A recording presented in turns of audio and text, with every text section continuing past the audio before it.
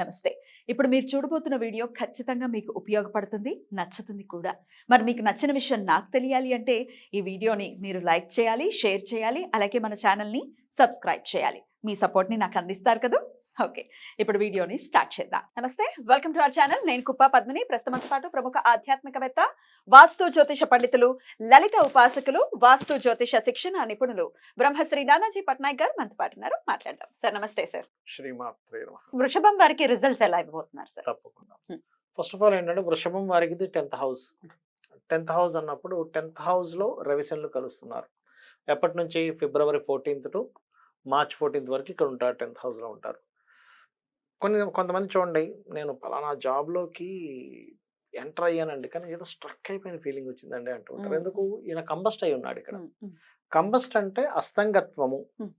అస్తంగత్వంలోకి వెళ్ళిపోయాడు. ఆ ఫీల్ వస్తుంది వీళ్ళకి. మరి ఆ ఫీల్ తగ్గాలంటే సూర్య నమస్కారాలు చేసుకోవాలి.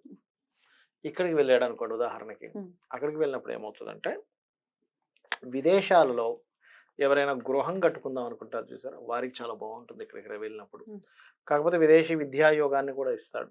ఇక్కడ కాదు, విదేశాల్లో పిఆర్ పర్మనెంట్ రెసిడెన్సీ కోసం అని, లేకపోతే మన గ్రీన్ కార్డ్ హోల్డర్స్ అవ్వడానికి, దానికి చాలా బాగుంటుంది. ఎప్పుడు బ్యాడే కాదు, సమ్ గుడ్ కూడా ఇస్తుంది ప్లానెట్ ఎప్పుడు కూడా. అది మనం అర్థం చేసుకోవాలి. అయితే అక్కడ కొంచెం ఎంతైనా సరే Ravi energies, Rahu energies different combination కాబట్టి కొంచెం దుర్గాదేవిని చేసుకుంటే ఆ యొక్క విషయాల్లో బాగుంటుంది. పర్టికులర్గా March 14th to April 14th వరకు రవిశనులు ఇక్కడ కంజెక్ట్ అవుతాడు కాబట్టి వృషభం వారికి. అదే వృషభం వారికి ఈ కుజుడి యొక్క సంచారం ఇలాగా మనకి ఈ 2-6 వరకు ఉంటుందని చెప్పుకున్నాం. మరి అప్పుడు ఏమిటండి పరిస్థితి అని చెప్పి అనుకున్నప్పుడు, ఇక్కడ పర్టికులర్గా ఇక్కడికి ఎంటర్ అయినప్పుడు వర్క్ ప్రెషర్ బాగా పెరుగుతుంది. వృషభం వారికి చాలా ఎక్కువ వర్క్ విపరీతమైన వర్క్. అంటే ఎలా అంటే, పక్కన చేసేవాడు సరిగ్గా చేయడు, వాడి మీద అరవాలి, వీడి మీద అరవాలి, వాడు సరిగ్గా చేయడు, వీడు అది ఏమిటి ఇట్లా, మనకే ప్రెషర్ ఎక్కువగా ఉంటుంది. అట్లాంటివి ఉంటూ ఉంటాయి. అండ్ అగైన్ మనకి సహజంగా ఇక్కడికి కుజుడు వచ్చినప్పుడు మాత్రం ఏమవుతుంది అంటే, ఆల్మోస్ట్ 24వ తేదీ 4వ నెలలో ఇక్కడికి వస్తాడు. 2-6 వరకు ఉంటాడు ఇక్కడ. 2వ తేదీ జూన్ వరకు ఉంటాడు.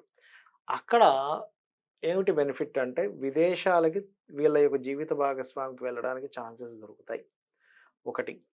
రెండవది ఏమిటి అంటే, కొంచెం ఇన్వెస్ట్మెంట్స్ చేసేటప్పుడు కొద్దిగా చూసి ఇన్వెస్ట్మెంట్స్ చేయాలి.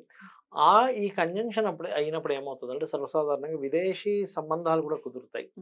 వివాహం కోసం ప్రయత్నం చేసేవారికి 7th lord and 12th lord ఒక్కరే అయ్యి రాహుతో కనెక్ట్ అవుతున్నారు లాభస్థానంలో. అంటే దీని అర్థం ఏమిటి? వీళ్ళు ముఖ్యంగా స్త్రీలకి వివాహ సంబంధాలు బయట దేశంలో ఉండే వాళ్ళతో కుదిరే ఛాన్సెస్ ఇస్తున్నాడు ఇక్కడ అనేది మనం అర్థం చేసుకోవాలి.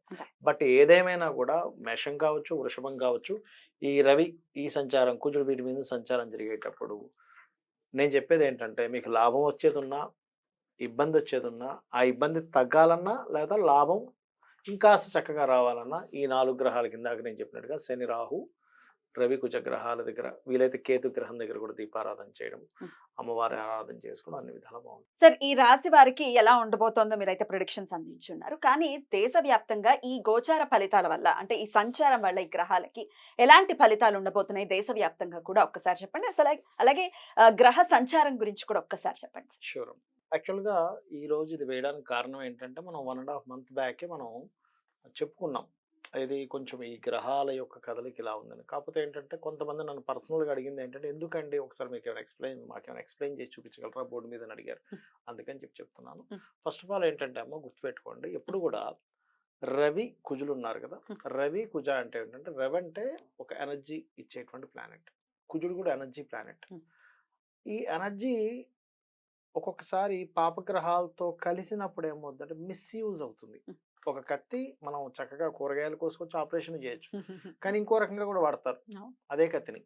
అలా ఏంటంటే ఎనీ ప్లానెట్ అది బాగున్నప్పుడు ఇచ్చే రిజల్ట్, అది పాపగ్రహాలతో కలిసినప్పుడు ఉన్న రిజల్ట్ వేరుగా ఉంటాయి.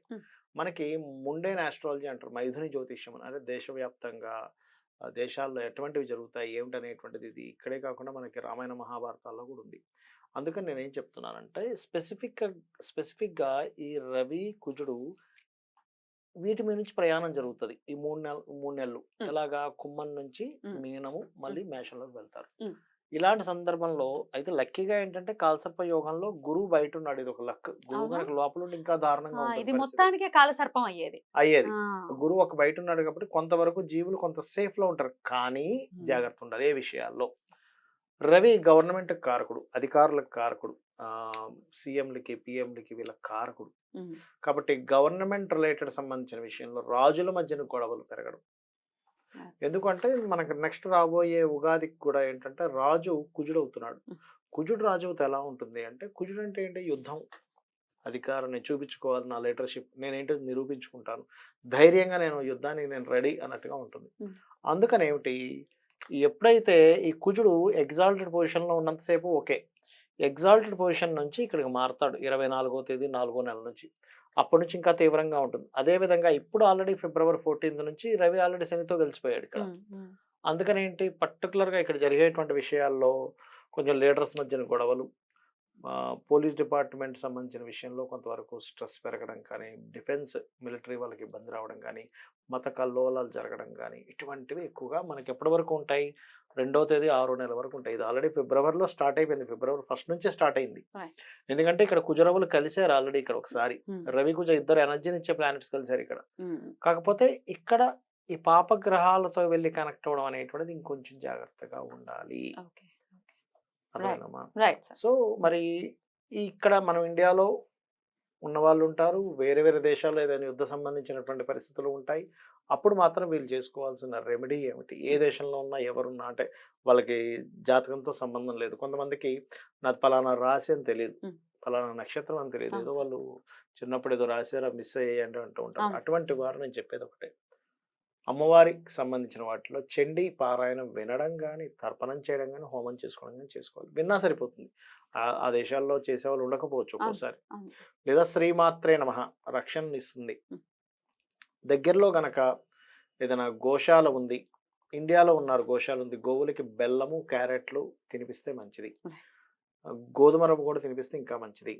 అండ్ అదేవిధంగా నవగ్రహాలు ఉన్నాయనుకోండి, రాహువు కేతువు, రాహు కేతు కుజ రవి, ఈ 4 గ్రహాల దగ్గర దీపారాధన కనుక చేసినట్లయితే సిచ్యువేషన్స్ ఎలా ఉన్నా సరే వీళ్ళ మీద ఎఫెక్ట్ అనేటువంటిది ఉండదు. సో జాతకం లేని వాళ్ళకి, అసలు మాకు తెలియదు అనుకునే వాళ్ళకి మీరు ఇప్పుడు చెప్పినటువంటి రెమెడీ చాలా బాగా హ్యాపీగా పనిచేస్తుంది. ఎందుకంటే ఇప్పుడు జాతకం లేదు, రాయలేదు, నా లగ్నం తెలియదు, నా రాశి తెలియదు, ఏం చేయాలనేటువంటిది ఉంటుంది కదా. ఇప్పుడు ఇన్ని గ్రహాలకు మీరు ఆరాధన చేయమంటున్నారు కాబట్టి బ్యాలెన్స్ అవుతుంది, ఖచ్చితంగా బ్యాలెన్స్ అవుతుంది. సో ఇవి జాగ్రత్త తీసుకోవాలి.